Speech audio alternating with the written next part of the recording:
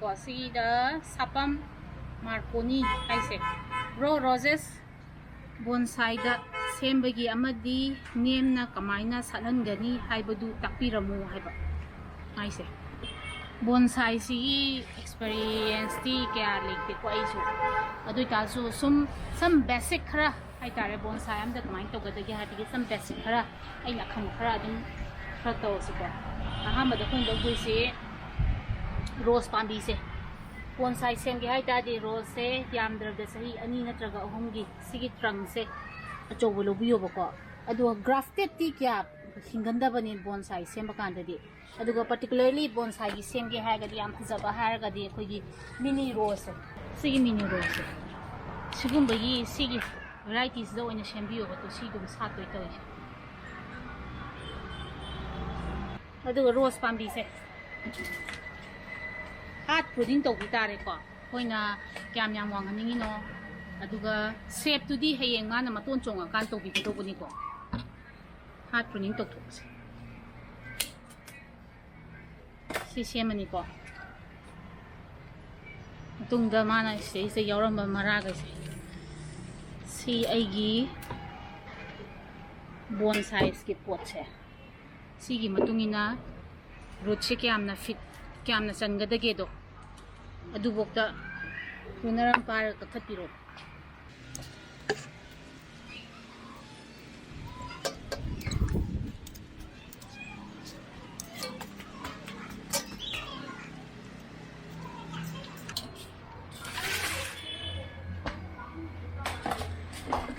dai di ai gi si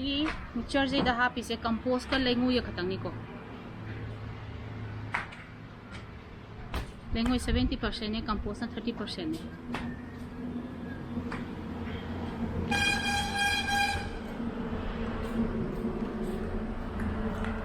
si hapsel lani khara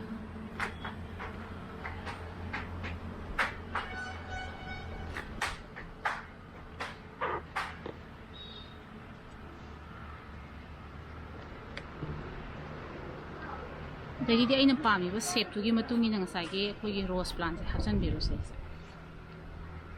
de mamai ka don do learning ino ai gi rose plant gi matungi na ko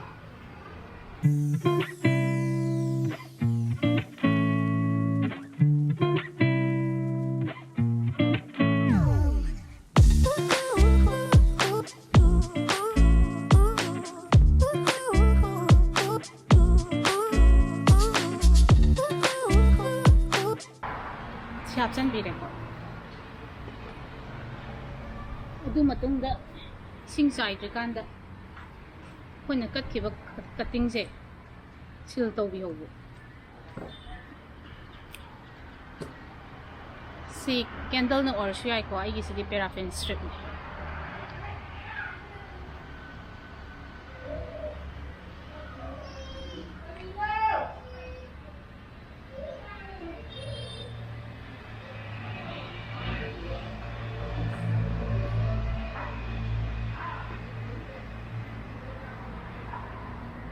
si 10 days mo thama dum dok thopi yan dagi di spray am pai biro du sing sai biro sing je pra hi jam bidab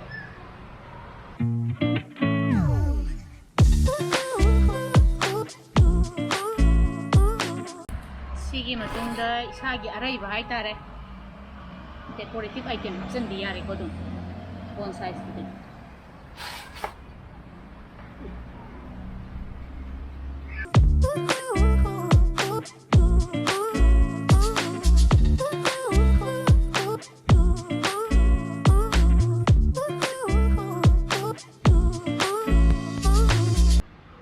isagi aray bay matungin na ni ko decoration to biro aduga sing sina amtang yana na tabi tang chai biro aduga sise angano mafamda nusa direct phangdaba mafamda ko namitra ngani mukham biro aduga isagi apamba matungina mafam thambiro zi initial stage ne ko sise ahamba gi oina khone hinabigi survival adugo masi matung chongbo hora kanda khoina wearing semba yara ne ba ko mainly bonsai gi 2 season-gumba dumaina changiko akoina yamna akoina professional oina gardener ama oina hekta semgige harga di khangdre adu natabida akoina sum yana ma bonsai di manba do adu orga di 2 season-gumba dumaina changbane ado mayam masai gi hangbi rakodo kai min haibano kautokare sapa macaroni amtang try tawbiyo sumaina tawraga aduga satpadudi hayeng maton chongaga akoina wiring tawraga akoina pizariba fit tugi matungina adum sathanba yabani rose gi se mayam yengbiro mta sumaina yaba sumaina tawbiya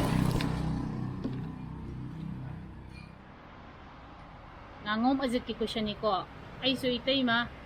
dai uzaraga itaima dai uzaraga lei khara thajare ado gamla da thaba ground da thaba ga kari khena lei ground da lei thaba gi khena base khara habiu haiba yam khenai da ko ground da thaba siga dai gamla da thaba siga khoi di gamla da thaba sidi khoi na happy ba feeding do adu degi hena moi chaningai lekte mana sandoningai lekte aduna akoina matam chana magi season timing yore adegi sigi matam yore harbegi matungina akoina magi machinjak pizza bado aduna tana magi chaningai tamna aduna tana pizza ado ground ga thaba sidi akoina pizza data su magi ne mara sandoningai lebinina anambana habidi chahi amada amtang phasana magi machinjak pizza graga mana ngamnaba dum hona zabadi ado lei gi makha budi pui ko aduga seasonal gumba plants idi anambana sai gamla da thab sina hena phazana perform to we hele na ina sum khan bai wani ko kai no da magi di maradu piaga mathaka san bane anambana seasonal plant dei sidi aduna akoina happy ba compost phazana subsan bangam ne ba ataina ju henjelak ba aduga lebak da thab oida di mana subsan rikan da likki sina hen gidana abdi perform phazana ta hogda ba su khra lei bane ba ko aduna yengbiro lei dugi di makha pole aduga lebak da thaba sidi mafam duna aphaba oiraga di phare ko natata di water logging gumba adai di root rot gumba gi problem je leiraga di magi di kitang lei do sibi di chang di kitang wangi ko aduga koi pot da thaba sina abdi kana root rot oire haraga na koi action doction din to ga semdo ka semdin to go yai dana aduga permanent plan oiraga di lebak da thaba sina best ne Tadi Rebecca ni ngomong gi question ni ko ai gi Chandramukhi se amtang di phazana salame adudai sumsat sate chahi ani mu sure pot ta thabadi nate adum lebak ta thabane si kai maram gino haba pot ta thaba se pot ta thabagi di budi hoi phazana tawi ko lebak ta thabaju chakma nei ye hauzik leiri ba Chandramukhi se isagi oina kharagradi wangkhalamani ko nungju thani na ma mana phagalamani mana phagalamani mase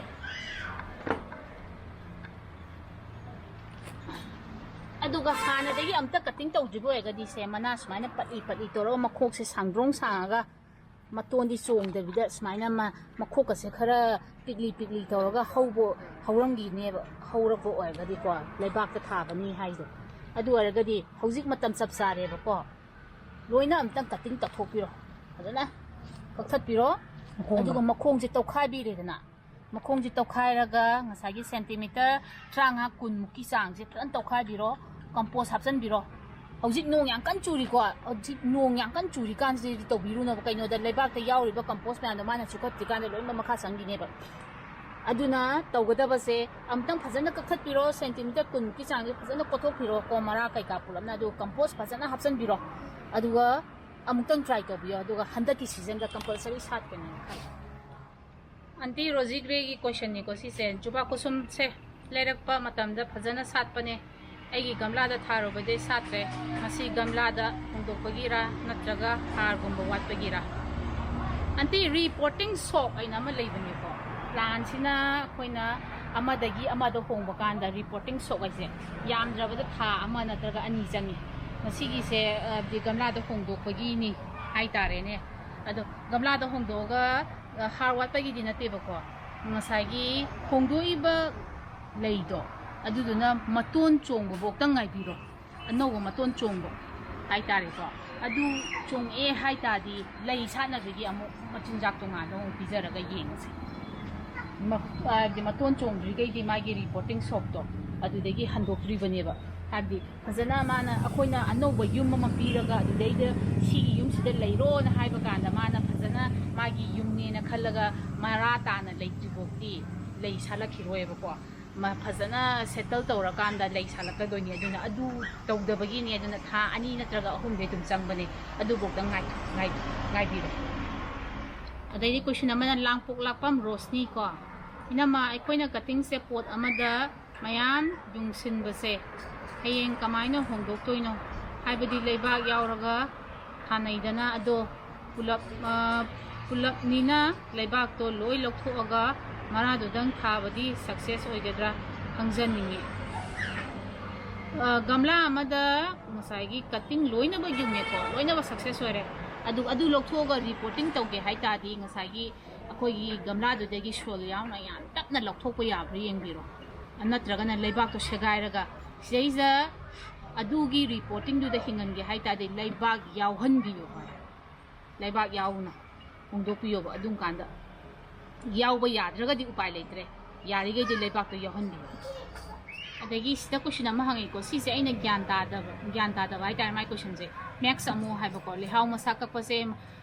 ꯀꯛꯄꯒꯤ ꯃꯑꯣꯡꯁꯤ ꯀꯃꯥꯏ ꯀꯛꯀꯅꯤ ꯍꯥꯏꯕꯤꯔꯝꯃꯣ ꯏꯆꯦ ꯍꯥꯏꯁꯦ ꯂꯩꯍꯥꯎꯁꯦ ꯀꯠꯇꯤꯡꯒꯤ ꯀꯛꯅꯕ꯭ꯔꯥ ꯅꯠꯇ꯭ꯔꯒ ꯂꯩꯍꯥꯎꯗꯨ ꯆꯥꯎꯈꯠꯂꯛꯑꯦ ꯍꯥꯏꯕꯒꯤ ꯄ꯭ꯔꯨꯅꯤꯡ ꯇꯧꯕ ꯍꯥꯏꯅ ꯑꯃ ꯂꯩꯕꯗꯣ ꯑꯗꯨꯒꯤ ꯄ꯭ꯔꯨꯅꯤꯡꯗꯨ ꯑꯣꯏꯔꯒꯗꯤ ꯉꯁꯥꯏꯒꯤ ꯑꯩꯈꯣꯏꯅ ꯄꯥꯝꯃꯤꯕ ꯁꯥꯏꯖꯇꯨꯒꯤ ꯃꯇꯨꯡ ꯏꯟꯅ ꯂꯩꯍꯥꯎꯗꯣ ꯌꯥꯝꯅ ꯁꯥꯔꯞ ꯄ꯭ꯔꯨꯅꯔ ꯑꯃꯅ ꯁꯦꯅꯤꯇꯥꯏꯁ ꯇꯧꯊꯣꯛꯑꯒ ꯍꯥꯏꯗꯤ ꯁ꯭ꯇꯦꯔꯤꯂꯥꯏꯁ ꯇꯧꯊꯣꯛꯑꯒ ꯍꯥꯏꯇꯥꯔꯦꯀꯣ ꯑꯗꯨꯒ ꯑꯩ ꯑꯄꯥꯝꯕ ꯖꯒꯥꯗꯨꯕꯨ ꯀꯛꯊꯠꯄꯤꯔꯣ ꯑꯗꯨ ꯀꯛꯊꯠꯂꯒ ꯉꯁꯥꯏꯒꯤ ꯃꯁꯥꯈꯩꯗꯣ ꯑꯩꯈꯣꯏꯅ ꯐꯟꯖꯤꯁꯥꯏꯠ ꯑꯃꯃꯝꯗꯤ ꯇꯩꯁꯟꯕꯤꯌꯨꯀꯣ ꯁꯨꯃꯥꯏꯅ ꯀꯛꯄꯤꯔꯣ ꯑꯗꯨ ꯅꯠꯇ꯭ꯔꯒꯅ ꯉꯁꯥꯏꯒꯤ ꯀꯠꯇꯤꯡꯒꯤ ꯑꯣꯏꯅ ꯀꯛꯑꯒꯗꯤ ꯃꯇꯣꯟ ꯁꯤꯒꯤ ꯀꯠꯇꯤꯡꯒꯤ ꯂꯧꯕꯒꯤꯁꯦ ꯁꯤ ꯀꯣꯟꯅ ꯑꯃꯨꯛ ꯍꯥꯏꯖꯔꯛꯑꯒꯦ ꯅꯣꯡꯃ ꯂꯩꯍꯥꯎꯒꯤꯗ ꯐꯖꯅ ꯕ꯭ꯂꯣꯛ ꯇꯧꯗ꯭ꯔꯤꯒꯩꯗꯤ ꯂꯩꯍꯥꯎꯒꯤꯁꯤꯗꯤ ꯈꯤꯇꯪ ꯂꯨꯕꯅꯤꯅꯅꯦ ꯀꯩꯅꯣ ꯇꯧꯋꯤꯀꯣ ꯀꯣꯏꯁꯟ ꯑꯃ ꯀꯣ ꯕꯕꯤꯅꯥ ꯑꯊꯣꯛꯄꯝ ꯍꯥꯏꯁꯦ ꯂꯩꯕꯥꯛꯇ ꯇꯤꯟ ꯁꯥꯃꯨ ꯃꯥꯟꯕꯤ ꯇꯤꯟ ꯏꯜꯂꯤ ꯃꯁꯤ ꯀꯩꯗꯧꯔꯒ ꯐꯅꯤ ꯑꯗꯨꯒ ꯔꯣꯁꯀꯤ ꯃꯁꯥꯗ ꯐꯪꯒꯁꯁꯨ ꯃꯥꯟꯕ ꯀꯥꯏ ꯑꯗꯣ ꯈꯨꯠꯅꯁꯨ ꯂꯧꯊꯣꯛꯄ ꯌꯥꯏ ꯑꯗꯨꯒ ꯖꯒꯥꯗꯣ ꯏꯁꯤꯡ ꯆꯪꯕꯒꯤ ꯃꯑꯣꯡꯗ ꯂꯩ ꯀꯩꯗꯧꯔꯒ ꯐꯅꯤ ꯑꯃꯇ ꯍꯥꯏꯕꯤꯔꯛꯑꯣ ꯂꯩꯕꯥꯛꯇ ꯇꯤꯟ ꯇꯥꯕꯁꯤꯗꯤ ꯍꯥꯏꯕꯗꯤ ꯒ꯭ꯔꯥꯎꯟꯗ ꯊꯥꯕ ꯑꯣꯏꯔꯒꯗꯤ ꯉꯁꯥꯏꯒꯤ ꯂꯩꯗꯣ ꯊꯥꯗ꯭ꯔꯤꯀꯥꯟꯗ ꯍꯥꯟꯅ ꯇꯧꯊꯣꯛꯑꯒ ꯅꯨꯡꯁꯥꯗ ꯀꯪꯍꯟꯕ ꯍꯥꯏꯅ ꯑꯃ ꯂꯩꯗꯅꯀꯣ ꯑꯗꯨ ꯇꯧꯊꯣꯛꯄꯤꯌꯣ ꯑꯗꯨꯒ ꯉꯁꯥꯏꯒꯤ ꯑꯩꯈꯣꯏꯅ ꯁꯨꯅꯨ ꯍꯥꯏꯕꯗ ꯁꯤꯖꯤꯟꯅꯕ ꯁꯨꯅꯨꯗꯣ ꯑꯗꯨꯗꯣ ꯂꯩꯉꯣꯏꯒ ꯌꯥꯟꯁꯤꯟꯕꯤꯔꯦꯗꯅꯀꯣ ꯁꯨꯅꯨꯁꯦ ꯈꯨꯖꯣꯛ ꯑꯃ ꯂꯧꯔꯅꯤ ꯂꯩꯉꯣꯏꯁꯤꯅ ꯉꯁꯥꯏꯒꯤ ꯑꯩꯈꯣꯏꯒꯤ ꯇꯞꯀꯨꯝꯕ ꯑꯃꯗꯣ ꯑꯗꯨꯗ ꯍꯥꯞꯄꯒ ꯌꯥꯝꯅ ꯆꯥꯡ ꯋꯥꯡꯕꯒꯤ ꯋꯥ ꯅꯠꯇꯦꯀꯣ ꯑꯗꯨꯒ ꯇꯣꯠꯁꯟꯕꯤꯔꯣ ꯇꯣꯠꯁꯜꯂꯒ ꯑꯩꯅ ꯍꯥꯏꯔꯤꯁꯤ ꯄꯣꯠꯇ ꯊꯥꯕꯒꯤ ꯋꯥ ꯅꯠꯇꯦꯀꯣ ꯂꯩꯕꯥꯛꯇ ꯏꯜꯂꯒꯗꯤ ꯍꯥꯏꯕ ꯑꯗꯨ ꯆꯈꯥꯏꯕꯤꯔꯣ ꯂꯩꯕꯥꯛꯇ ꯊꯥꯒꯗꯕ ꯑꯣꯏꯔꯒꯗꯤ ꯑꯗꯨꯒ ꯄꯣꯠꯇꯤꯡꯒꯤꯗ ꯍꯥꯏꯕꯗꯤ ꯑꯩꯈꯣꯏꯅ ꯒꯝꯂꯥꯗ ꯊꯥꯔꯤꯁꯤ ꯍꯥꯏꯔꯒꯗꯤ ꯒꯝꯂꯥꯗ ꯊꯥꯗ꯭ꯔꯤꯀꯥꯟꯗ ꯂꯩꯕꯥꯛꯁꯦ ꯅꯨꯡꯁꯥꯗ ꯐꯖꯅ ꯐꯧꯗꯣꯛꯄꯤꯌꯨ ꯀꯣ ꯐꯖꯅ ꯐꯧꯗꯣꯛꯑ ꯃꯇꯨꯡꯗ ꯉꯁꯥꯏꯒꯤ ꯅꯤꯝ ꯀꯦꯛ ꯍꯥꯏꯗꯣ ꯑꯗꯨ ꯆꯥꯏꯕꯤꯔꯁꯨ ꯌꯥꯔꯦ ꯅꯠꯇ꯭ꯔꯒꯅ ꯉꯁꯥꯏꯒꯤ ꯐꯖꯅ ꯐꯧꯗꯣꯛꯄꯗꯨꯗ ꯑꯗꯨꯝ ꯂꯩꯕꯥꯛ ꯉꯁꯥꯏꯒꯤ ꯇꯤꯟꯒꯤ ꯃꯔꯨꯝꯗꯣ ꯑꯗꯨꯝ ꯁꯤꯖꯈ꯭ꯔꯖꯅꯤ ꯀꯪꯅ ꯐꯧꯗꯣꯛꯇꯧꯕꯒꯤ ꯑꯩꯈꯣꯏꯅ ꯂꯩꯕꯥꯛꯁꯦ ꯀꯣꯠꯂꯒ ꯊꯛ ꯍꯥꯞꯆꯤꯟꯈꯤꯕꯒꯤꯅꯦꯕꯀꯣ ꯑꯗꯨꯗꯣ ꯑꯗꯨꯒ ꯍꯧꯖꯤꯛ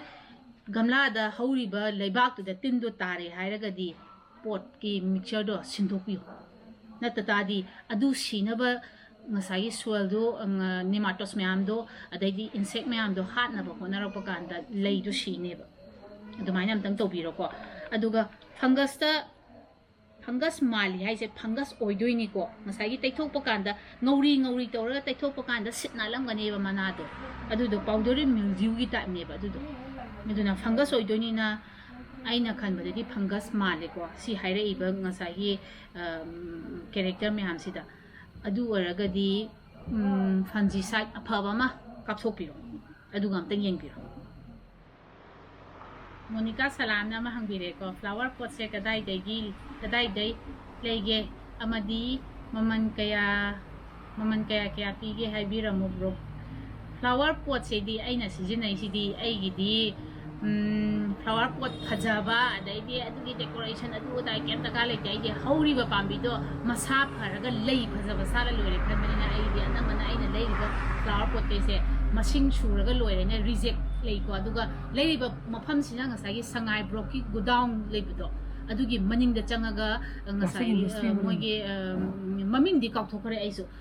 moigi plastic factory am lei bani ko adudagi anamana lei aina lei ra pakanda aduga sengna harabada aigi di abdi lei phajaba thaning bagi tawbanina gamla phajaba sidi aina kya consider tawde aduga koina pesa yam paigi dana gamla da maman yam thadabadusu